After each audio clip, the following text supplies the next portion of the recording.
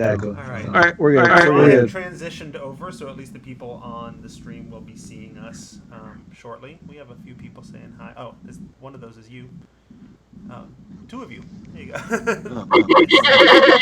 of those are us, so great. 50%. 50%. And one of them is Tracy's husband. Yay! One is my girlfriend. I'm sure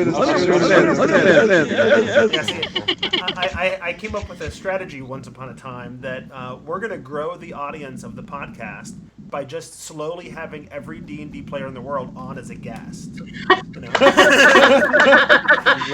Not a bad strategy. Works. Thank you, Ed. I forgot to set it up so it wouldn't echo. Okay. The echo should be better. Alex, say hi. Hi. Sharif, say hi. Hi. Tracy? Leona? Hi. Okay. So, hopefully the echo is gone now. Tell us if it's not, folks in the chat. All right. Fred says we're good.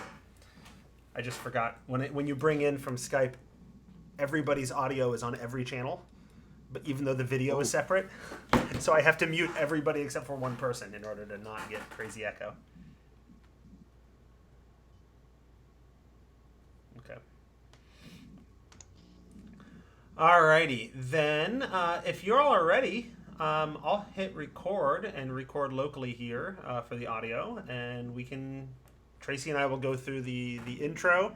We'll introduce everybody as part of that. We'll mention our sponsor real quick, and then we'll sort of dive into it if that's cool. Sounds good. Mm-hmm. Sounds great. All right. The audio is recording. All right.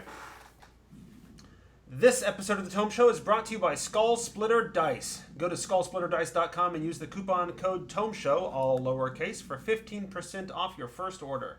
And by listeners like you, thanks for using the Tome's Amazon and DM's Guild affiliate links, and for becoming patrons at patreon.com/thetomeshow. Welcome to the Tome, a D&D news, reviews, and interviews show, and I'm your Tome host, Jeff Greiner. And I'm Tracy Hurley, and in this episode, number 342, where we're going to address recent issues that have come to light regarding diversity in D&D and at Wizards of the Coast. Joining us for this episode are three guests we've never had on before, and I'm not sure we've ever had this many new guests all in one episode. And for what it's worth, we also did reach out to the folks at Wizards of the Coast for the interview, and they explained they're not ready to do interviews on this topic yet. So first up, we'd like to introduce to you Sharif Jackson, who you might know from the Rivals of Waterdeep podcast that is also streamed on Twitch and to be found on YouTube. He's an advocate for diversity in STEM education, and you can find him at sharifjackson.com and on Twitter and Instagram as @SharifJackson. Welcome to the show, sir. Hey, thanks for having me. Looking forward to the conversation. Next up, we have Leona Maple, the founder of Maple Intersectional Consulting and a sensitivity reader. She loves to make the world a more inclusive place, and one of the ways she does that is through her all-BIPOC gaming stream Vibrant, Visible, and Victorious. Find her on Twitter at Leona Maple. Sorry. Okay. And I hope you enjoy your visit to the Tome Show. Thank you. And lastly, but of course not leastly, we have Alex Agunas, a freelancer for Paizo and other places, and a regular contributor to No Direction, who recently wrote an article titled "The Rot in RPGs, on Race and Racism in Tabletop RPGs." We are happy to have you, and thank you for coming on as well.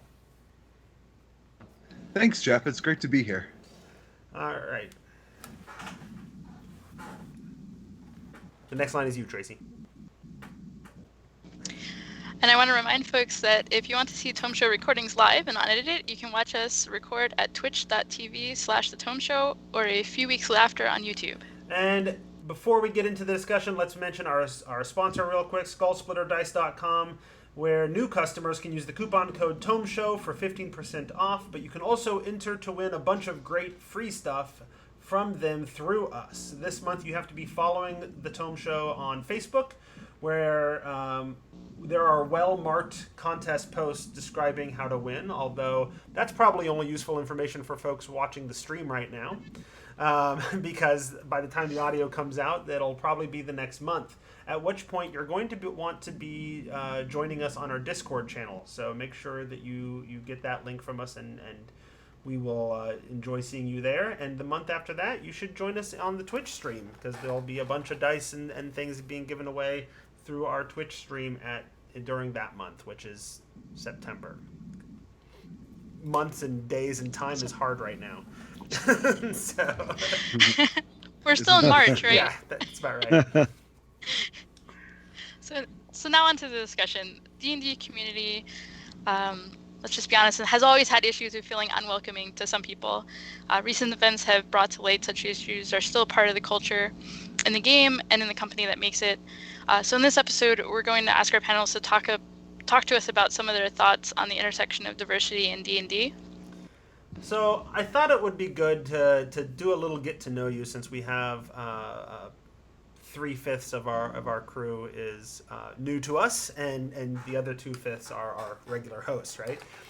So I wanted to start off by just asking everybody, what was your first version of D&D, and what is your favorite version of D&D? So if Leona would like to get us started. Leona, what's your first version of D&D, and what's your favorite version? Sure. My first version of D&D is actually 5e. I'm actually fairly new to tabletop RPGs, so I can't really say because I haven't tried any of the other versions. So I suppose 5e is my favorite version. That's all I know. Nice. Okay. Alex, what about you? My first version was 3.5, and my current favorite is Starfinder. I don't know if that counts because it's not made by the same company, but definitely my favorite D20. Very good. Yeah, I think Pathfinder, Starfinder fits the category of being a version of D&D. All right, Sharif, first version, favorite version. I played a long time ago. I guess my technical first time, but it was so long ago and it didn't really last beyond a few hours. That I don't remember what version that was, but it was maybe 30 years ago or like 25 years ago. But, my first, I guess, substantial version is 5e as well. So and that's basically when I started playing with this current group 2 years ago. So like 5e is I definitely prefer it over the version I played previously in the, 1980s. Right. Yeah, no, I started in the 80s as well with second edition, and have played all the way through. And I would say by far my favorite is fifth edition as well. So, Tracy, do you want to tell us about your first and favorite? Yeah, so I started with 4th edition. I grew up around people who played, but that was the first time I've actually rolled dice. And for favorite version, okay, if we're allowed doing Starfinder, I'm gonna say the game we played, Jeff, the Tome Show game that we did for that the special episode. Back in, what was that, episode 100 or 200 or whatever it was? I think so, yeah, right before 5th edition came out, because I like a mixture of both 4th and 5th. Right. Nice. Cool. All right, so let's get into it. I've sort of organized our topics for this conversation around sort of recent issues that have come to light. And I don't know where we want to go with recent issues. There are things that are recent as in weeks ago. There are things that are recent as in the last year. And I would say there are things that are recent as in, the beginnings of 5th edition D&D and beyond, right? I mean, you could set that timeline and start it wherever you'd like. And then I thought we would talk about sort of the things that Wizards of the Coast has done to try to address issues of inclusivity and diversity, and then sort of wrap up with a conversation about where our panelists think we should be going, or they should be going, Wizards of the Coast and D&D should be going in the future. So let's start by talking about recent issues that have come to light.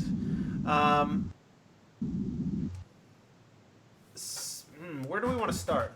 Let's start relatively recently. So there was a story recently that came out with Orion, who was working at Wizards of the Coast, left Wizards of the Coast a few weeks ago, and publicly sort of posted this open letter describing the hostility that he felt within the company and the failures that the company has in terms of being open and welcoming to and inclusive of people who don't fit the sort of stereotype D&D player, sort of white male perspective. So I want to start with that, and let's talk about Orion and that situation, and sort of what do people think about that. Yeah, and just I think they posted a thing on Twitter right around the 2nd, was it, of July, listing a lot of the issues they had in terms of, and I'll just talk about the specifics real quick, if that's okay. Being there for 5 months and realizing they weren't getting work assigned to them. They had to keep asking for work.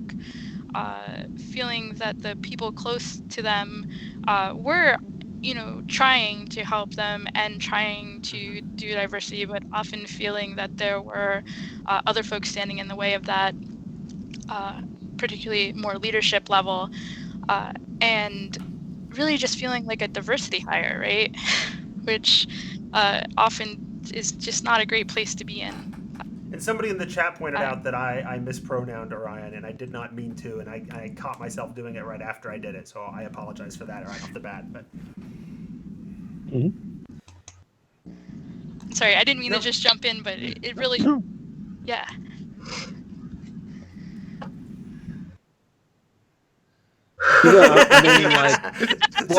Jump in head first, right? I mean, I guess I'm not sure what the discussion needs to be. I think in general, everyone, including Wizards, agrees that it was a messed up situation. I mean, someone,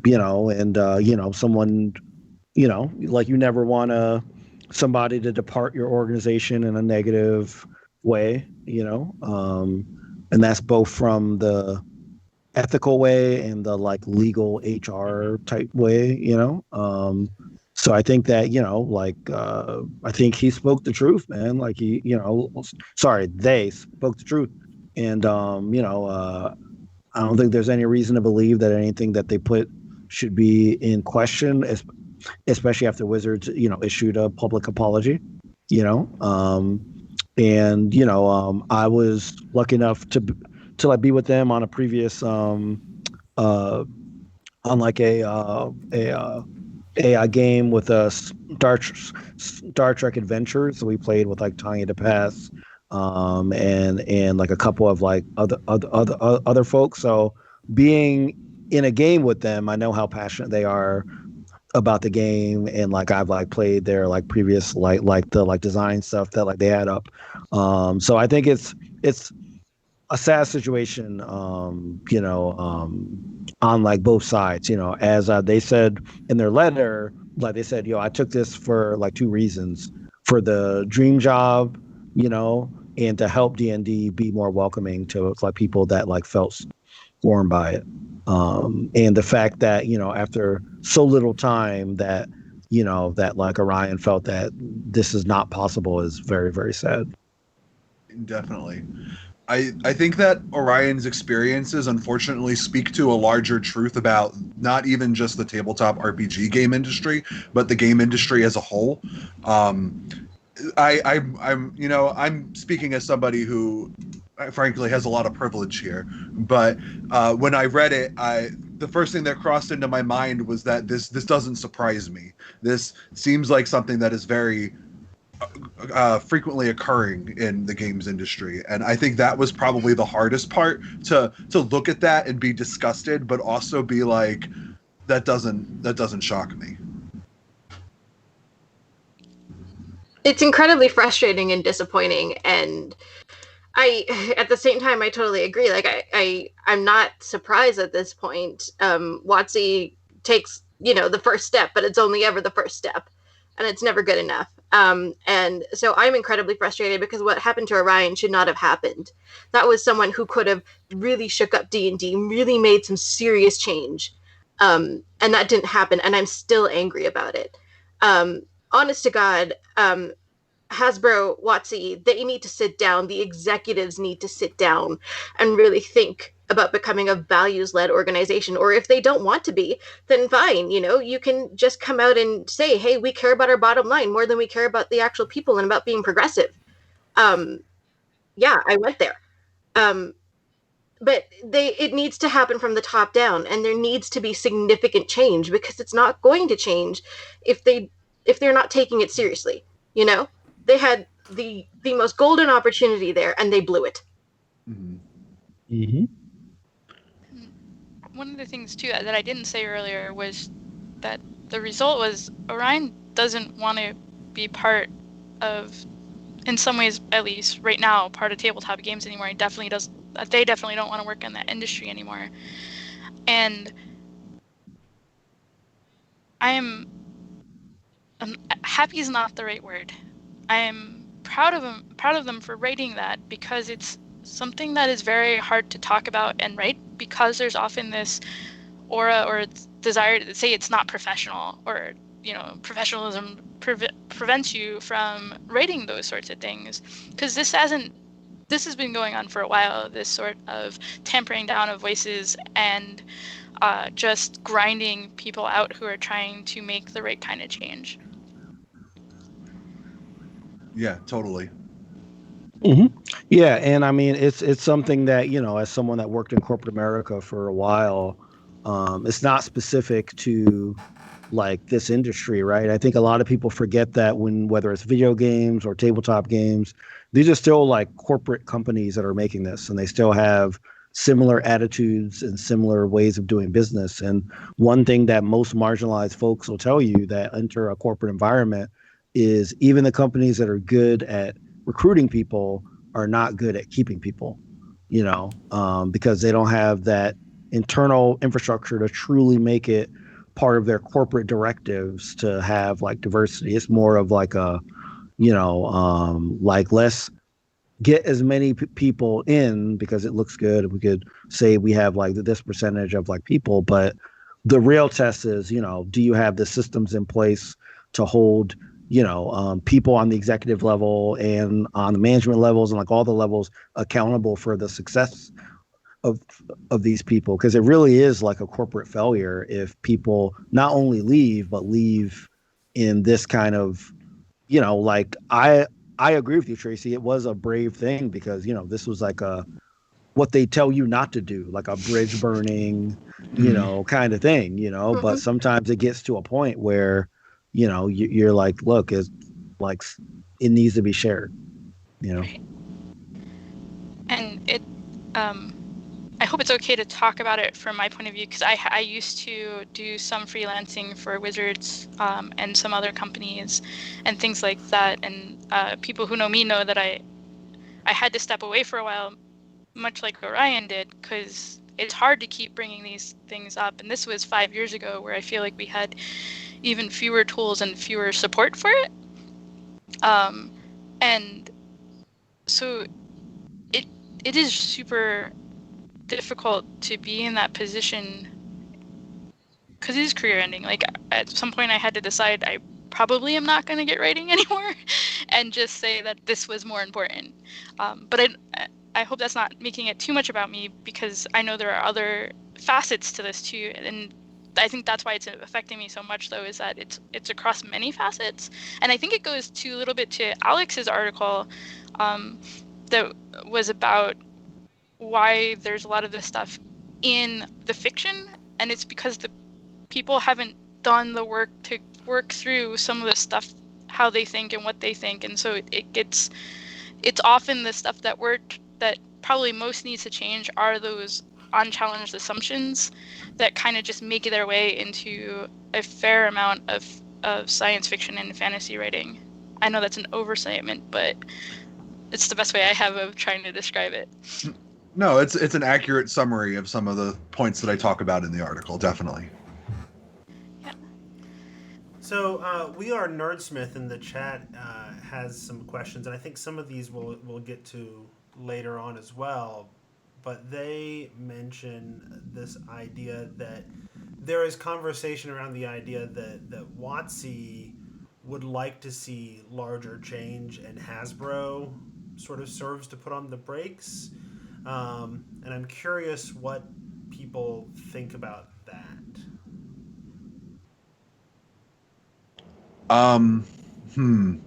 So, from my experience working with professional companies, no matter where you go in an industry, when it comes to diversity, there are going to be people who are progressive and are trying to push change, and there are going to be people who are barriers to progressive change. And I think that it is very naive to assume that any one of the legal corporations involved is completely blameless.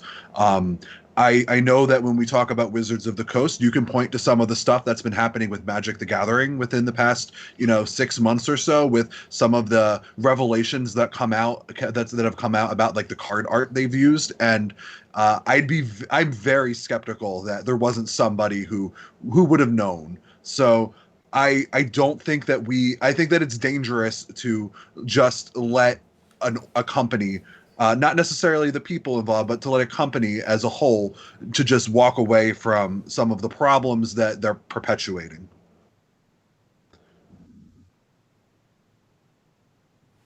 And I think if I remember Orion's writing on the subject, they had similar thoughts that there were larger sort of systemic issues and cultural issues that they dealt with at the company, and within WotC, but there were also people within WotC that they felt had the best of intentions at the very least, and that they considered to be friends and allies in many ways.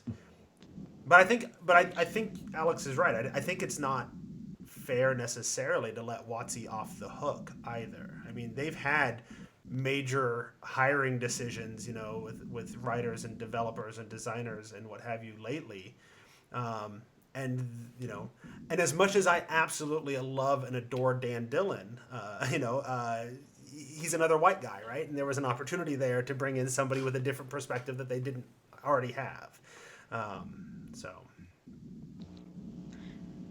Yeah, and there's been interesting things too. Like, it took freelancers speaking up and saying, I think they were mainly freelancers speaking up, and this is going back a few years, and saying, hey, we don't feel like we're allowed to write certain types of characters, in particular with LGBTQ characters in our work. We think that's not going to be something that's accepted because we don't see it anywhere, and we've heard rumors about this. And finally, when people came out and said it, that's when they realized they had to have a statement that said they had to be clear and to panels and Gen Con and say, no, we welcome these types of characters in our setting. And then there's also been it's just hard because there's those things where they don't, for a long time they didn't specifically say what they did want. And people with little power but had some privilege and power in the situation had to be the ones that kept saying this. So this has been going on for a long time, and to say it's just the Hasbro doesn't make sense to me with what I've experienced. Yeah, I would agree with that. I mean, gaming in general, it's been an issue. Like I said, like video games, tabletop games, board games, all that stuff. It's been an issue for a long time. So I would not put it on Hasbro. I think that's sort of an easy solution. And for these kind of systemic cultural problems, people tend to try to latch on to something that they can make sense of and say, well, it's solved. Like, we could blame this thing and it's done, but this stuff takes a lot of work. It's hard. It takes self-reflection because we all participate in it because we're all part of, this system, and it's easy to put the blame, I think, on a larger company, but it's not always going to be like 100% true, to what Alex said from his experience. Mm-hmm. I think that there's progressive people at WotC? Absolutely. I think there's some great people there. Do I think that they want to impact real change? Absolutely. But the problem is systemic, right? And it's from the top and it's all the way down. And it's a culture problem, right? You have to change the culture. You have to invest in the education and the awareness. You have to really care about those things from the top of your organization in order to make a change. So I think, I think these employees that are progressive are absolutely trying their very, very best. But it's, yeah, no one is, everyone is complicit, I think, at this point. Not to bash any one particular employee in particular. I think that, people are genuinely trying, and I've seen such incredible work, and I've worked with amazing people too. But it's systemic, right? And so until the organization as a whole decides that it wants to invest in change, there's only so much individuals can do. Mm-hmm. Mm-hmm. Agreed. So I want to go into transition from that conversation into how that plays out in the products that WotC produces. That they have a culture that is problematic towards some people. How does that show up in the products that they produce? Oh, my article is largely about that, Jeff. Are you sure you want to get me started on a rant? Sure. Well, so I needed tons of nudging. Definitely.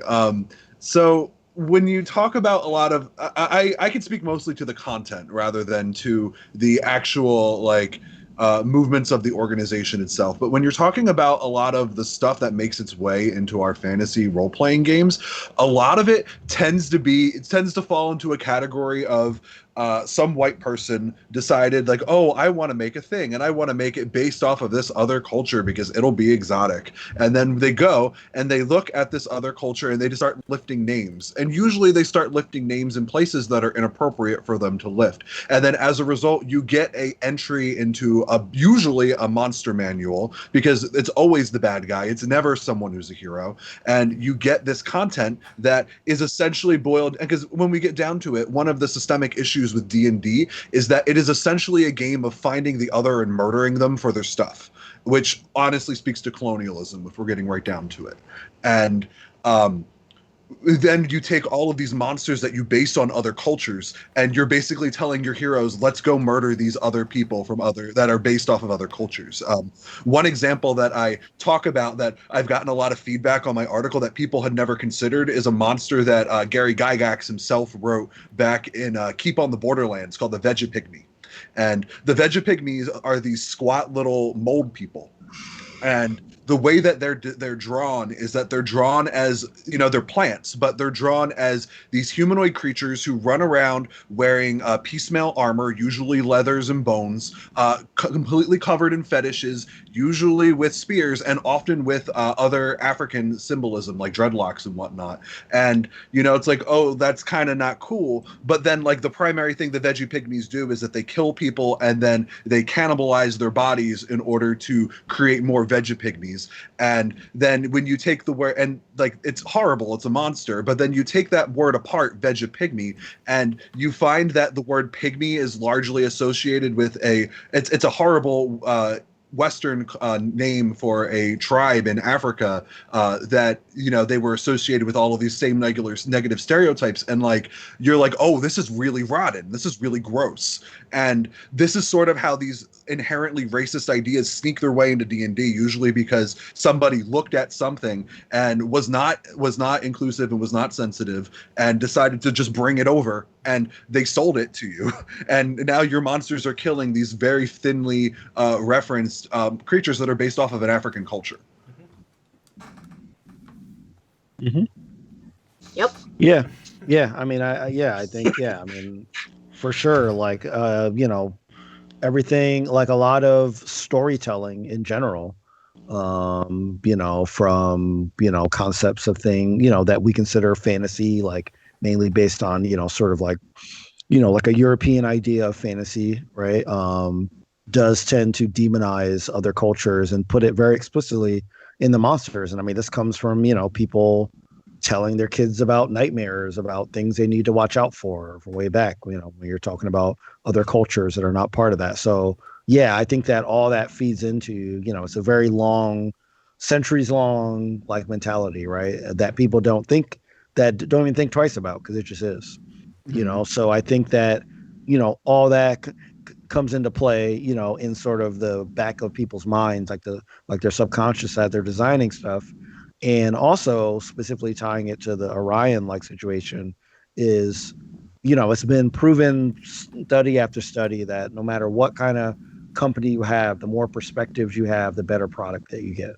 Mm-hmm. Whether you're designing cars, whether you're, like releasing services, whether you're a hospital, like it doesn't matter. Like the more perspectives from people with different life experiences, the better product that you're going to get. So if you have organizations that are homogeneous, you're just not going to get products that are as strong, and that affects WotC, that affects Hasbro, that affects any company, that does not have, a body that reflects, how the world actually is, especially on the executive level. Mhm. Right, because in particular, executives, they obviously there's still like that social capital idea, but every time someone much lower on the in the hierarchy speaks up, they're using tons more social capital, or at least they have so little to start with that they're using a greater percentage of it every time they speak up. So after a while, it becomes difficult to. Mhm. And they don't have any authority or power to try to bring about change, which I know we talked about earlier. It's so hard for an individual, particularly a non-executive individual, to affect the kind of change that needs to happen.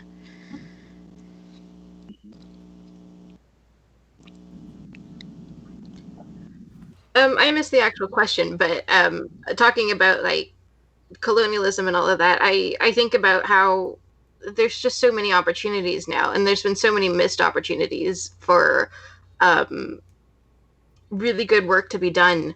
And that's another thing that frustrates me sometimes, and that was actually the reason why I got into sensitivity reading in the first place, was because I was tired and frustrated. I wanted to see less problematic things, and I wanted to see improvements. And I think there's such a wealth of people now that you can bring onto your company or hire a sensitivity reader. You could do it either way. But like Sharif said, it's the more diverse your company is, the better your product is going to be. And there's just no excuse for that now. Mhm.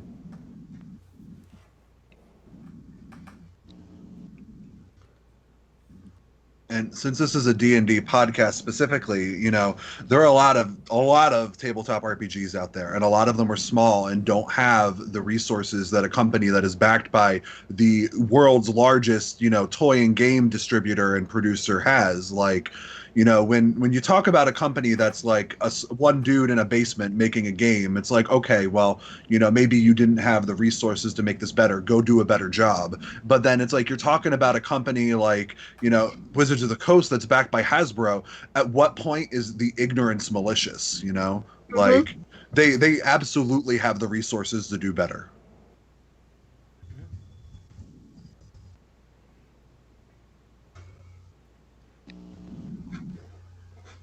So let's take that conversation about sort of the way the representation in the company and the culture of the company sort of is reflected in the products that they create, and turn the timeline back a little ways and talk about sort of the legacy products. Right, there's a lot of older things that are clearly either pseudo European exclusively in their scope, or are not, but incredibly stereotypical in their approach to depicting other cultures. And some of those are still available for sale. How do we feel about the existence of these legacy products that Wizards of the Coast sells?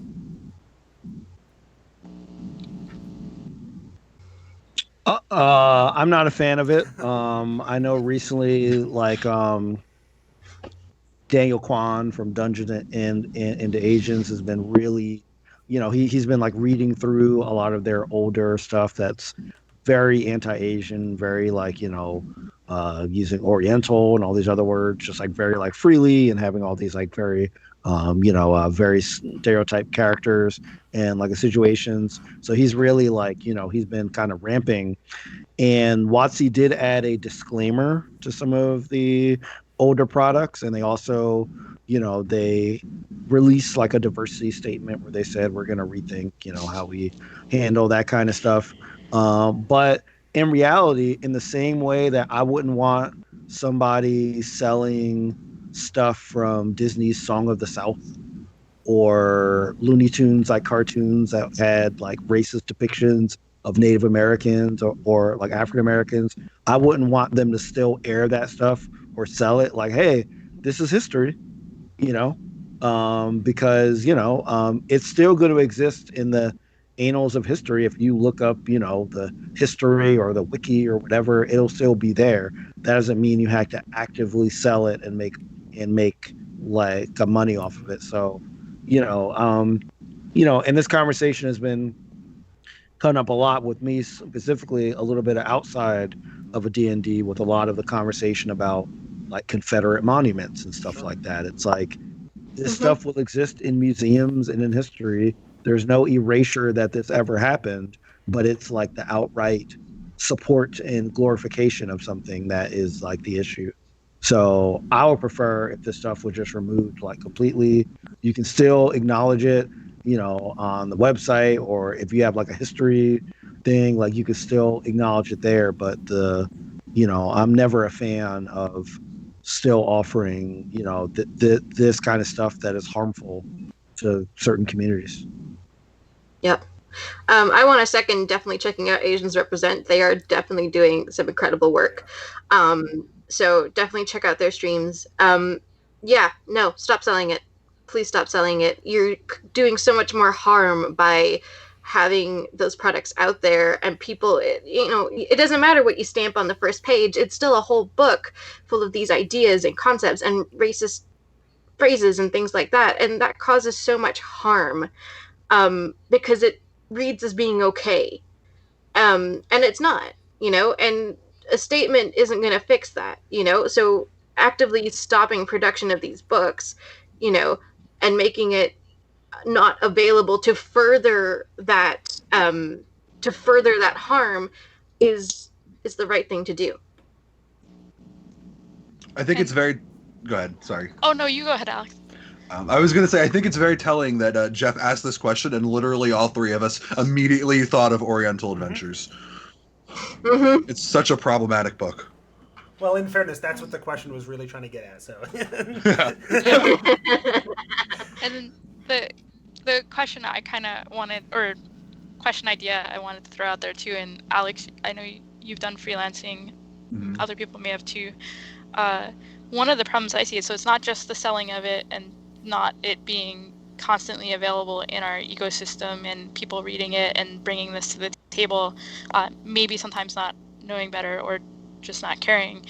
But when you're given a freelance assignment, particularly what I'm concerned about is, particularly right now, they're saying that they want to revisit these things and make them quote unquote better. So still talking about Chult or other places like that and trying to improve it. But the moment freelancers sit down and they have to look at the history and what's been written before, so you immerse yourself in these words for a while and then you try to write something new, it totally funnels your vision unless you do a lot of effort to work against it. But the pay's not there to do that work, right?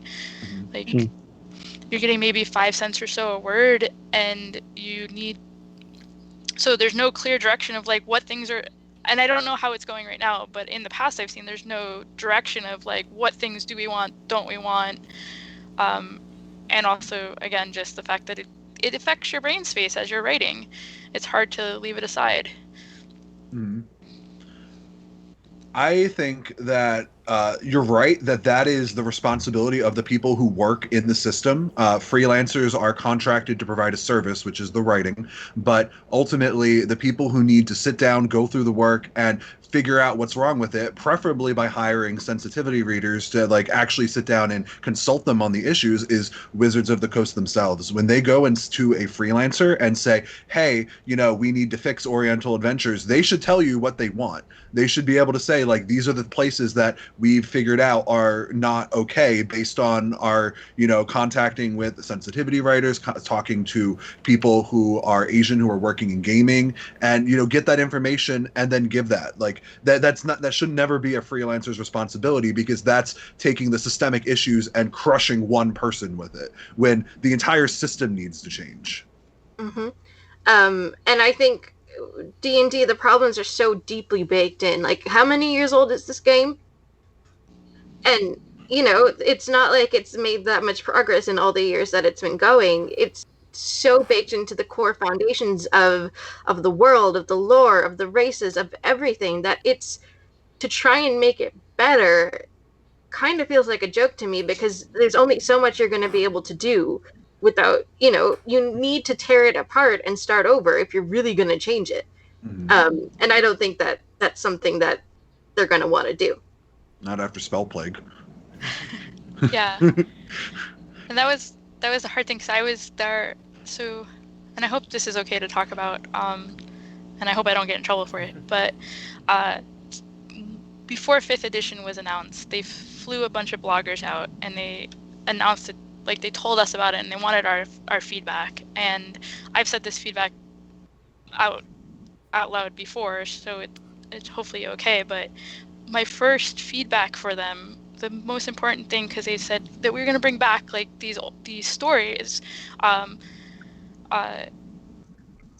because their story was missing from 4th edition quite a bit, because it was so mechanics based rather than the flavor and a cohesive like what we're trying to talk about at the table sort of thing. And the thing I said is like, well, what are you going to bring back? Like, if you're just trying to bring back something that's a framework to make it easier to tell stories, that would be one thing. And I can see an argument that earlier editions made that, but you have to be so careful about the racism and sexism that's there. And like I had to say that right there in that meeting, and I was pretty sure I was never going to get invited to a meeting again. But yeah, there's like it's so hard to make that mind shift change and to not get caught back up into the thing that you're reading and have that sway you, like, oh, this isn't that bad because I'm reading it now and it doesn't seem that bad because I've read so much garbage. Sorry, I don't. It's it just becomes the water, the air you breathe, and the water you drink.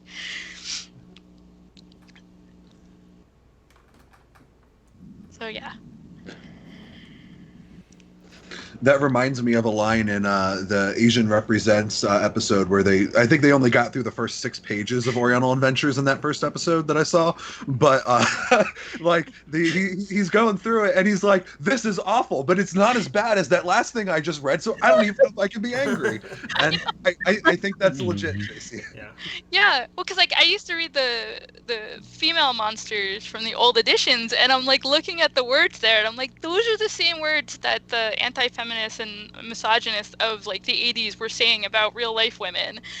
Why is this in here? And everyone else was like, not everyone else, but a lot of people were just like, Tracy, why are you talking about this? Because like this is so long ago and it doesn't matter. And yet it does, because it just keeps getting regurgitated. Okay, so I feel like we're at a lull here, and this has been a fantastic conversation. We've now we're at about 40 minutes on the first of 3 topic areas, and I know time is a thing, and an hour-ish is the goal. I did have at least one other sort of recent issue that I wanted to get sort of people's take on, and that's the Mike Merles situation. So Mike Merles was involved, what was it, a year or two ago, in sort of enabling an abuser in the community to act out against various targets. And then he sort of quietly disappeared and was no longer working on D&D anymore, but it turned out was maybe kind of, in recent news, turns out he was kind of working on some things related to D&D and maybe back involved in things. And there's a lot of people very upset and concerned about that and that situation. And so I wanted to give the panel an opportunity to talk a little bit about that as well. So do we have particular thoughts on Mike Merles still being around and involved in D&D?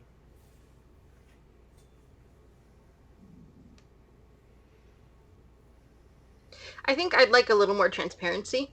I understand that, like, in some situations, you make mistakes, and there needs to be a plan of like accountability, and you need to be held responsible for your actions.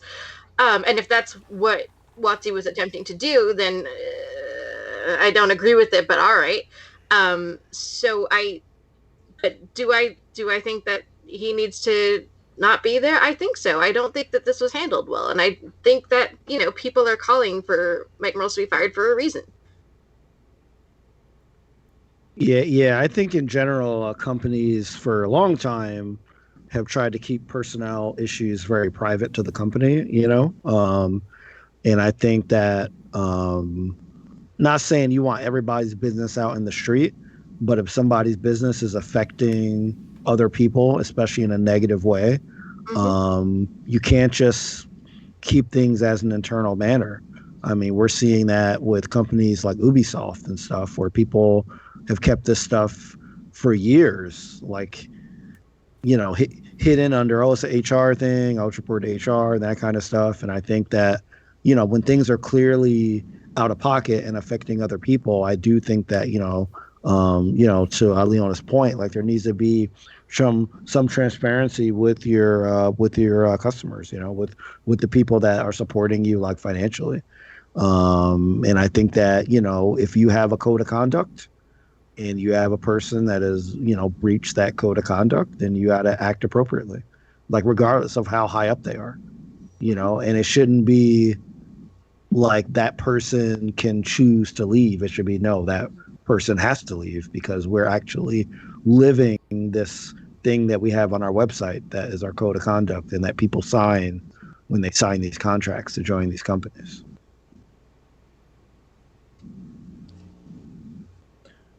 It makes me very annoyed. I'm very fringent to this issue, but I've heard and read a fair, I've probably read about as much as anyone else has. And, it's just, for me, as like, I consider myself kind of like a D&D outsider looking in. I mentioned that my favorite game is Starfinder, which isn't a Wizards of the Coast property. And for me, it just looks like, wow, the person who is in charge of this company would rather protect that one person than make every single woman who was thinking about playing Dungeons and Dragons feel like welcome and safe in that game. Because like, if you have someone who's willing to do those sorts of things, like publicly, like out in the open, like what are they going to write about? What are they going to put in? Is that really the content that you want to be showcasing? And then to not make any meaningful change about it for years, and then to try to essentially sweep yourself under the rug, it's kind of gross. And at least I don't, I wish I could say that I was surprised, but in a certain way, this revelation has almost made Mike Merles like the poster child for Wizards of the Coast systemic problems. And it's really tough to try to get a bunch of white people to police themselves when they're causing problems like this. I mean, at this point, you're asking the person in charge to fire themselves, and it's like, I don't know. Maybe I'm just jaded about it, but I just. Ugh. Yeah, and part of the problem is the lack of transparency is being used by the people that a fair amount of the community feel are, have been. I'm sorry, I'm trying to figure a good way to say this, in part because I know that one of the people is suing people for anything that they say, not anything they say, but if they speak poorly. So there are the accusations of abuse. That same person is using the lack of transparency from the company to make themselves look good still, right? So they say things that counteract other things I've heard. And so it just makes it really hard for everyone to understand what's going on. And in full disclosure, I was one of the ones that spoke up about the consultancy issue. Merle's mentioned me specifically in a post on, I believe it was G+, and said I was emotional.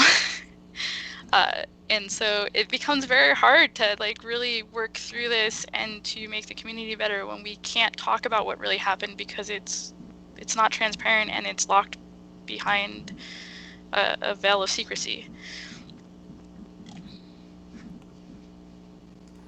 And I know that's sometimes difficult for you to go back and revisit, Tracy. So thank you for sharing that. Yeah. Yeah, and it's particularly hard with this, because we know that a number of people have been sued in various venues over speaking up about it.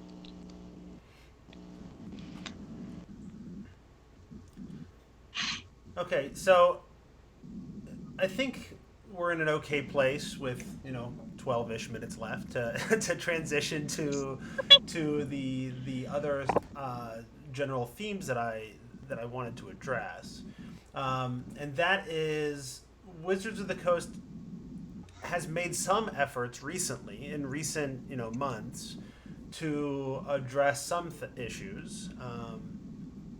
In terms of they've announced that they're going to be making certain changes to the depiction of races in the game.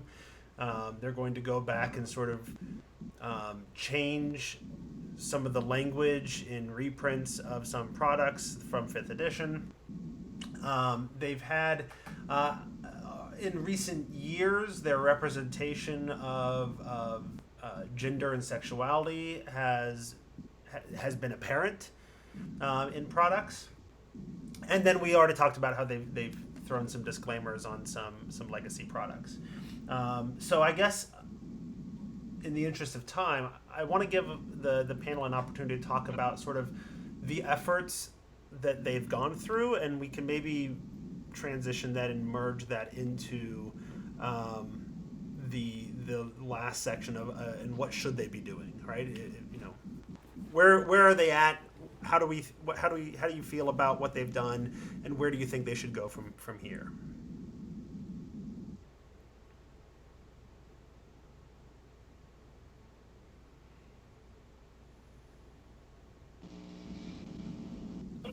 Well, I think that, not to sound like a shill, but I think our show, Rivals of Waterdeep, I think is a good addition to what they're trying to do. It's a show with an all PLC cast, and we, have been together for 2 years, and we've had support from certain parts of Wizards. I don't know what their internal discussions are about us, but I do know that that we definitely have support from a certain part of that company. But one thing that I've also had conversations with them is our show is great, and I love being on it, but diversity, it should not be a special show, and every show should be diverse, in my opinion. Every time you're putting out a product that is to a wide base of consumers, you should be trying to show as many different kinds of people as possible, and it should be intentional. It shouldn't be well, let's see what applies and see what happens, right? It's got to be we're trying to show this game is for everybody, so my hope is that with other shows that have come and other shows that they might have and that any company has, whether it's Roll20, or whatever, they need to be showing that this game is truly for everybody, which is something that every company says, but you got to show it, so I think that our show is a good starting point. But my hope is that that thought process and that want to showcase different kinds of people, is something that's going to lead to, public facing things. I've obviously, when like I first saw like the Ravnica book and it had a woman of color on it, I was like, oh, that's awesome.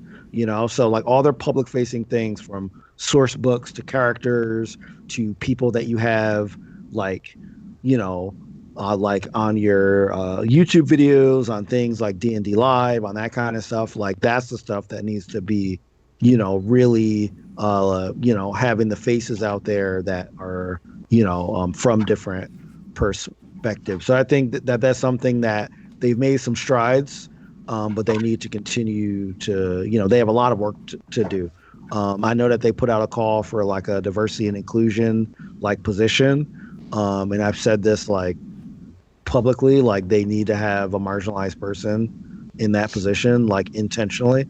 Like you need to be very intentional about it and don't say, well, we didn't have anybody apply, so we, chose this white guy that's very passionate about it. Like both optically and like in terms of instituting real change, like you have to be intentional about this kind of stuff. So, I think that they made some strides, but, well, for a one, it was kind of a low bar from where they made the strides from.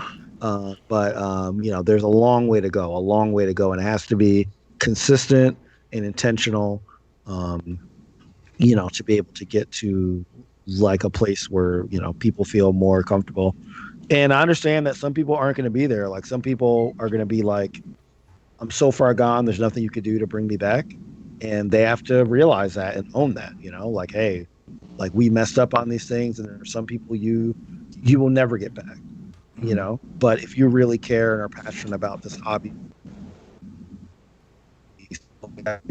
for the people that are there and for the people that that don't know about like D&D and stuff. So. Yeah, and Elvin Wizard King in the chat even mentioned, as you were talking about that there have been that same sort of split has happened in a lot of the streamed games, that of a lot of the streams that have been playing D&D have moved to other games, and I imagine your comments sort of apply to that situation as well. Like you can totally understand why some streams would move away and do something else, and some stick with it, and that's a tough choice to make sometimes. Yeah. I mean, it's an individual choice for everybody, and like as of now, like Rivals is still on on the D&D channel, but if people left the channel, or they said like like we love y'all but we can't support y'all because you're on this channel, I'm like, I can't argue with them. Like I'm like, hey, like everybody has their own choice to make. It's an unfortunate thing, but we are in a position where people will make their choices, and I think for a company like Hasbro and like WotC, you have to make very intentional, consistent like decisions to really walk the walk, I guess. In terms of all the public statements that they put out, like they look good on paper, but you got to walk the walk. Yeah, that's exactly what I was going to say. Is I will believe it when I see it, and so I'm very hopeful. I think the Black Lives Matter movement has really spurred a lot of conversations, and that's good. So I have a lot of hope because they're trying and they're making the right steps and the right moves. I will believe it when I see it, and I firmly believe that there needs to be systemic change from the topmost position and down. I think those conversations need to be had at every level. So I hope they do that, and I hope that whoever they bring on really does make impactful change. So I'm jaded but hopeful. I feel that. I feel that. I've mentioned before that, I've written a lot of stuff for like Paizo and Pathfinder, and they just came out with a short story for what they call like their iconic characters. Basically, they have recurring characters that are associated with each of their classes in the game. And the iconic investigator, who is from the first edition, is now reprising the role in second edition, is a black man named Quinn. And so traditionally, Paizo has always written their stories in staff, and their staff is mostly white. And they just released their new they're calling them like encounter tales, where it's the iconic doing something in their class. And so this one is like a murder mystery. And the first time ever, as far as I'm aware, they got someone who was off of their staff, who is I think he's definitely a person of color. I don't know much about him, but his name is Brandon O'Brien, and they got someone who could speak to Quinn's life experiences much better. And so, at least to me, I see that in addition to Paizo, there are other companies that are out there that are doing the right things. All Wizards of the Coast really needs to do is watch, and they need to keep doing it. You can't just do it once and call it done. It's got to be a permanent change to how that system works. And until I see that, their words are hot air. Like, okay, you promised me that you were going to do this thing. You promised your community you were going to do this thing. So do it. And if you can't do that, then your words didn't matter at all. You were just trying to place a community that's upset and hurt by the things you've done.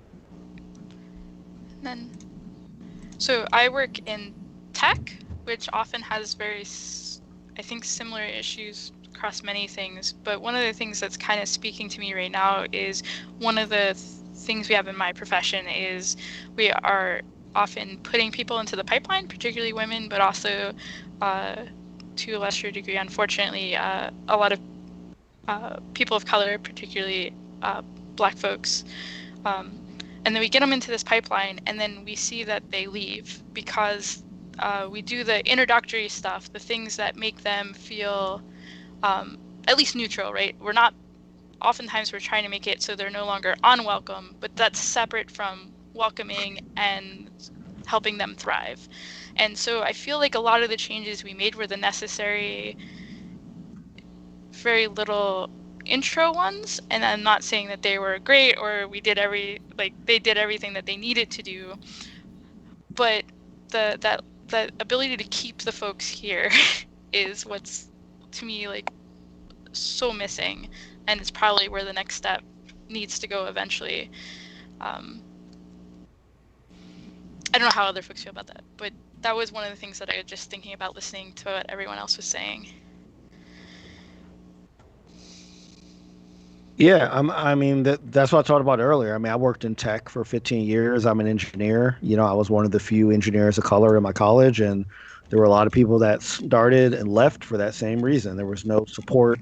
There was stuff going on my campus that was like super racial and super stuff. And I remember going up to a professor and saying, "Hey, like this is what's going on," and the professor was like, deal with it. Like we're engineers, like we deal with stuff. It's the same thing. If you have stuff going on and you try to go to your boss or HR department at your company, if you don't have those perspectives, or if diversity is not something that is instilled in that company on like how to support people that might have issues that you don't personally have lived with, that's what's going to happen. You're not going to be able to keep people, and yeah, you're right. It's a huge problem in tech. Other industries as well. But I know specifically as an engineer that worked at several companies as a data analyst, as a electrical engineer, and like other stuff for sure. That's something that is a problem. Yeah.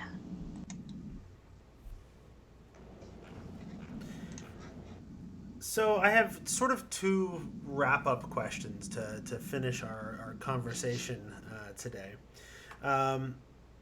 The first question is, and obviously, based off of what I've been hearing so far, the answer is. It sounds like from most people the answer is going to be, it's kind of a decision you have to make. But it goes back to what somebody said in the chat earlier of, so is the game savable? Is D&D worth sticking with? Or is it time to jump ship and try out all the other, there's some fantastic games out there. There's a lot of wonderful creators in the indie space. There's a lot of other companies, some with similar problems that we don't notice as much because they're smaller companies, but there's other options, right? So how do we feel about whether or not people should sort of stick with the game or go on and try something else?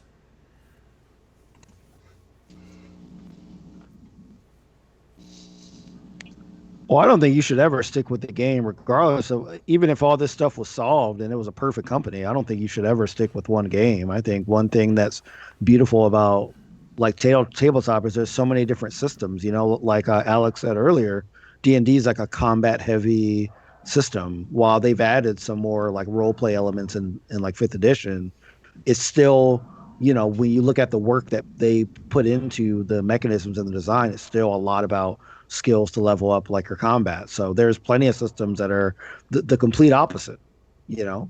So I would highly advise you to look at other systems regardless of how well you think that WotC and Hasbro are doing. As far as will D&D survive, is it salvageable? Yeah, of course. They're a behemoth. There's plenty of people that play and don't care about any of the stuff that we're talking about. I don't think they're in any danger of going away. I think that as far as whether an individual is willing to like play or not, I say if you don't want to play it, there's so many other options. I promise you, nobody that really cares about this stuff will take it personal. If you're not playing the system that they like. Like I care that people want to do like tabletop. I don't care that they, because Rivals plays like D&D, that like you have to love D&D or else I'm not going to play with you. I'm like, that to me is like a very petty and like, kind of immature way of thinking about it. So I think you should always be checking out other stuff. There's always cool stuff in like other systems, and you shouldn't close yourself off and only support one.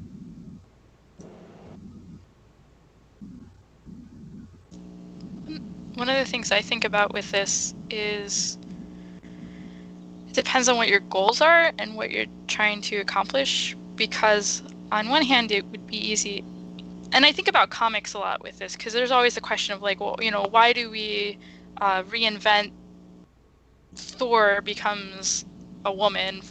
The title is held by a woman for a while. Like, why do we bother to do that? Why don't we just create some new character? And at least from my experience, the issue I often see is that if we want to create a new character that has a marginalized identity, and often but from marginalized creators, that marginalized is an important thing to remember, right? Like there are going to be systemic and other things that make it hard for that character to succeed in the same way that these other ones that have history and gravitas have. So we can do that, but it's like highly unlikely that they will grab the wide range of imagination right away. It's going to take a lot of effort and a lot of resources that often aren't put to those types of characters. So it's just not going to happen. Or we can try to make room in these already mainstream things that already have people's consciousness to help bring in a larger audience that thus gives us the resources and everything else to affect change, which is hard. It's that classic argument of, do you make change from within or change from without? And oftentimes I feel like you have to do both, and that's why it's important to try to save such a hard loaded word, but try to make this space within a mainstream thing, while hopefully also feeding a larger economy of games. And of course, I acknowledge that also means that we're not putting those resources in those games. So that's just a hard decision, and it comes down to what you're trying to do and where your talents are at the time.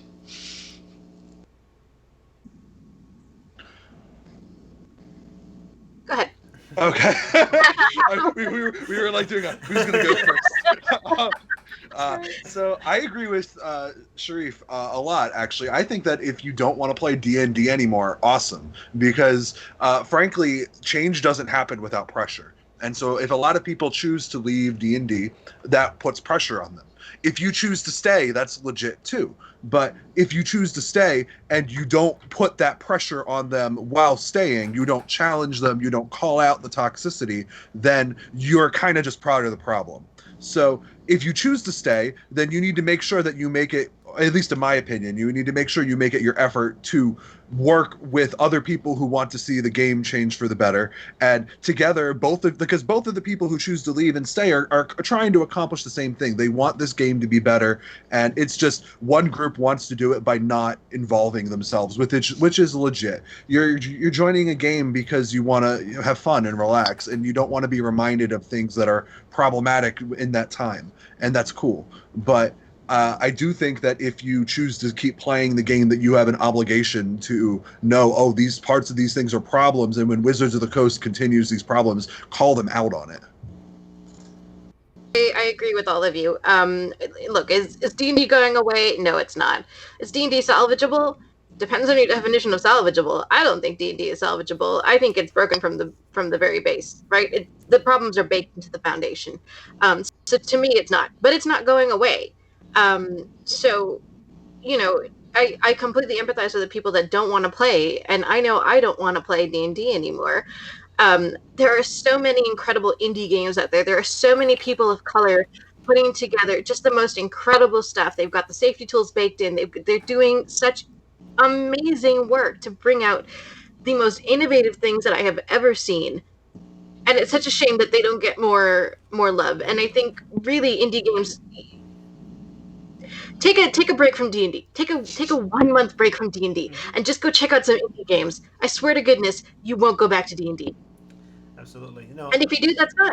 But and sometimes I think people are surprised to hear this as a D&D podcast who's been talking about D&D for 14 years or more, right? I absolutely encourage the exact same thing. In fact, we are in the process. We've actually already recorded. We have a new show coming out called Side Quests that is being hosted by Quinn Murphy. And the whole idea is we're going to do a little actual play and a little discussion about all of these other indie games and various things that aren't D&D, that D&D players maybe should be interested in. Go check out. And I'm looking forward to we have one episode in the bag, and I'm hoping to get another one or two in the can before we start putting things out. But we've got one done, and it's going pretty well. Quinn's very passionate and excited about it. So, all right, my final question then, and I don't imagine it'll be a horribly difficult question to answer, but I also know that we have time, and I didn't want to be cognizant of other people's commitments and what have you. So I wanted to ask at the finish off here, why does it matter, right? It's D&D. Why does the issue of diversity and inclusivity in a tabletop role-playing game, why does it matter? And I think we can all assume that everybody here believes that it does matter, but I think it's worth articulating for people watching and listening why it matters. Oh man, this is the last question? Damn. Final thoughts, go. It's like the practice putting the essay question. Yeah, that's right.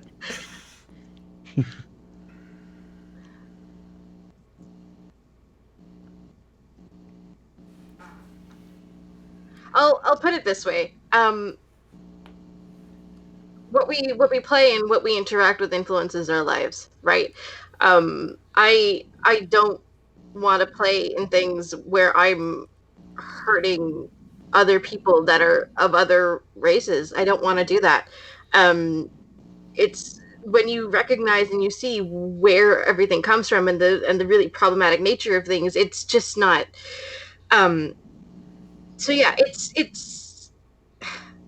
I guess it's art influences life is what I'm trying to get at, if that makes any sense. Yeah. And this stuff definitely is. It's it normalizes it, and that's the other problem. Is it normalizes it and it makes it okay. I don't say this kind of stuff outside, but I can say whatever I want at my D&D table. No, it doesn't work like that. And there are marginalized people that are being hurt by the things that are being said and that are impacted when they play D&D because they can't get away from the stuff that they have to deal with in their real life. It's not an escape for them. It's not fun for them. So I think there's a lot of reasons why it does matter. It's you're losing out on an amazing audience of people that are diverse and intersectional just because you don't want to fix your stuff.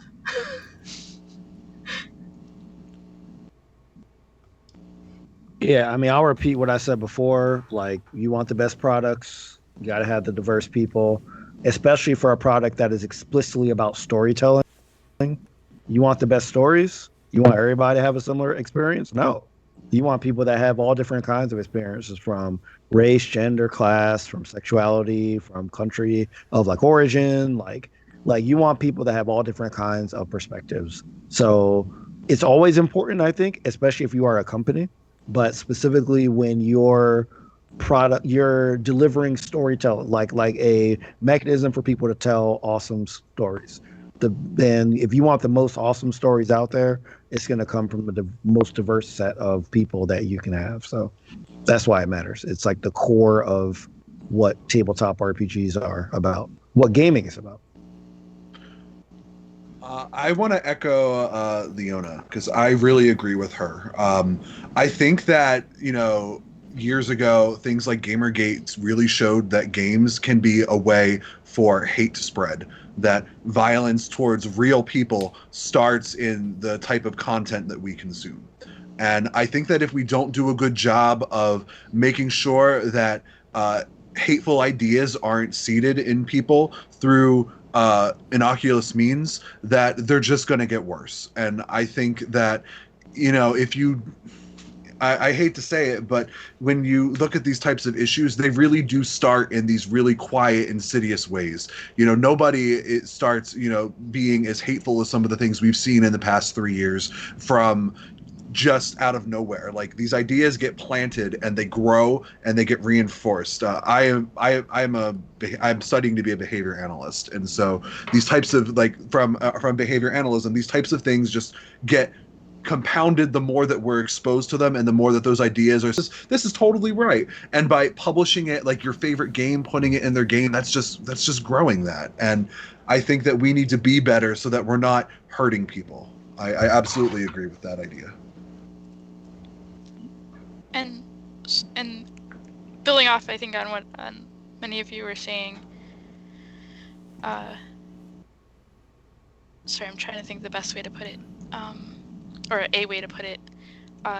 Storytelling is incredibly important, not only because it's fun and it's important to tell stories in a way that don't hurt each other, but also it's one thing I heard a lot when I started blogging and I started in the community and talking is, like, there's this huge appetite for people to be able to explore other paths through roleplay. And that's, like, one of the nice things that roleplay can, at least in theory, give people.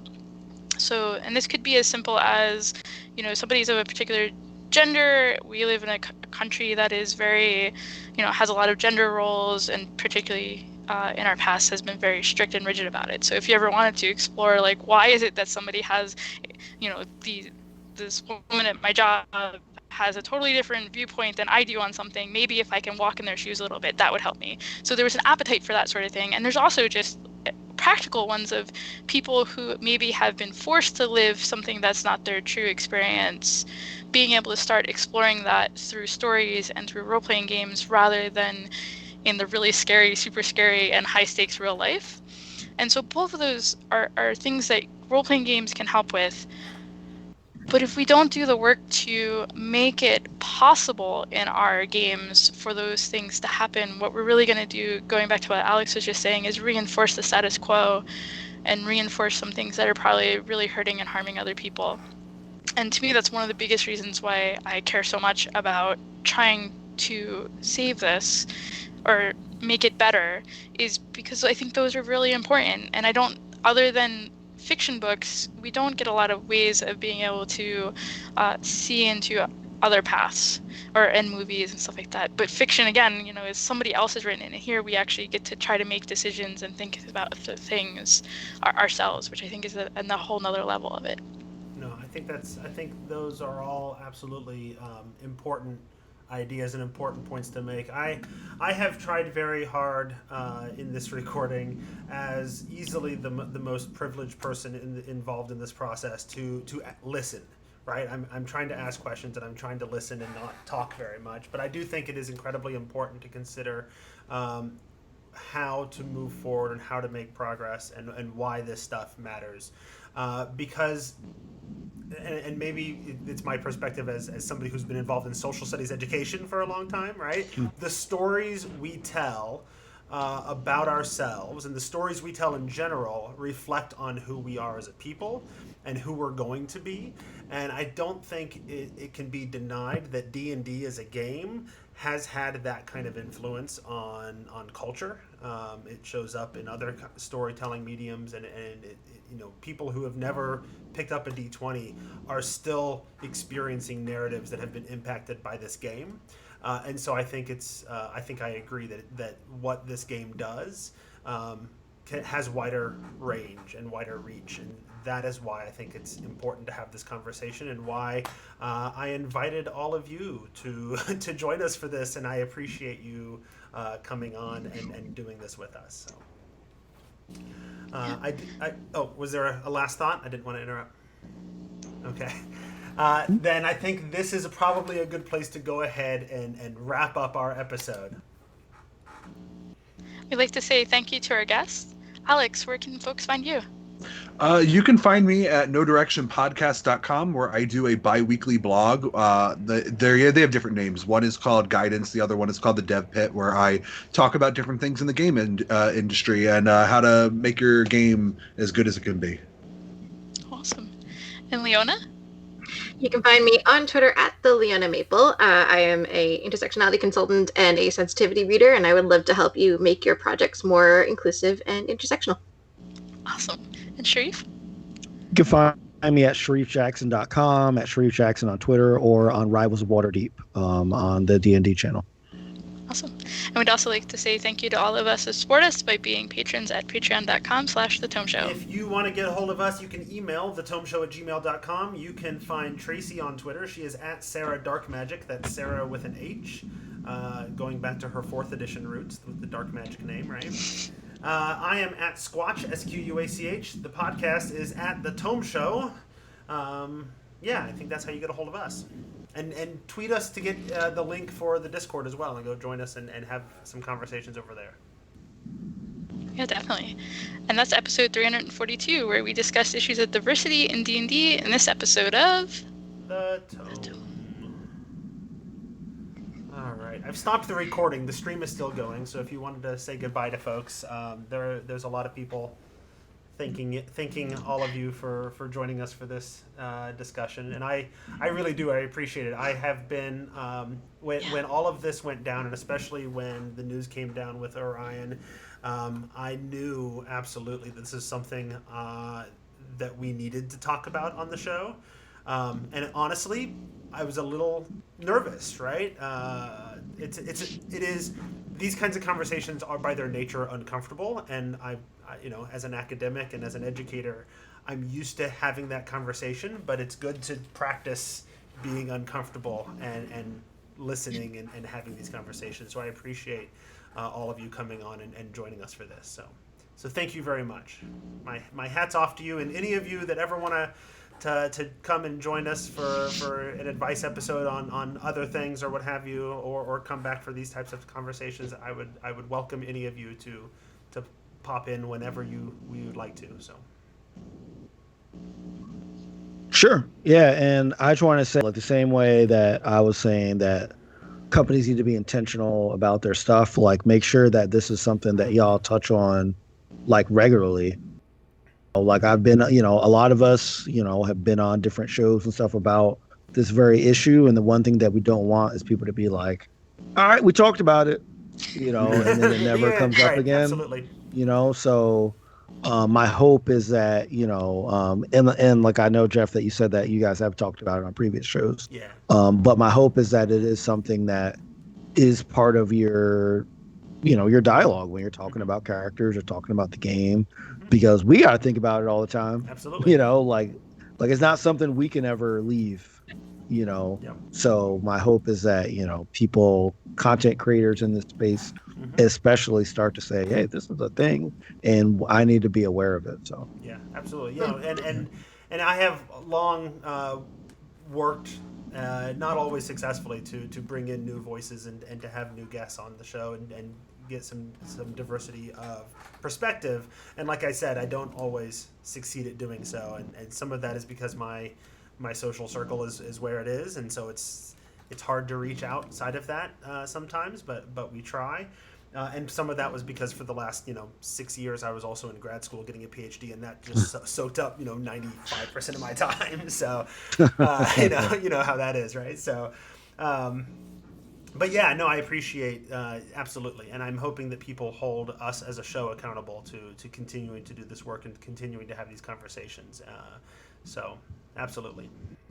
All right, well, we should say goodbye to the stream. I'll turn that off in just a moment here. So, thank you everybody for joining us. It was fun having you here. Yeah, thank you so much. This was great.